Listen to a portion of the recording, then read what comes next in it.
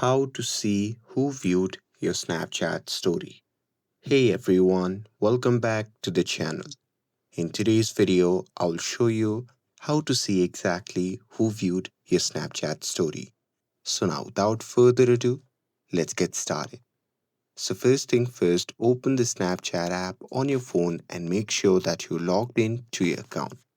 And now here, once you are inside the app, simply tap on the profile icon which can be seen in the top left corner of the screen. And now here, once you are in your profile section, simply scroll down and scroll to the My Story section and tap on the story that you have posted. And this will open it in a full screen. Now here, while you're viewing a story, simply swipe up on the screen and here you'll see the list of people who have viewed your story. And here each viewer is listed with the Snapchat username. And if there is a little arrow icon, it means that they have screen recorded your story and Snapchat may notify you depending on settings. And that's it.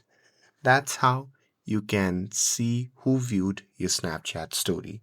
With this, if you found this video helpful, then don't forget to like, share, and subscribe to get updated for more videos.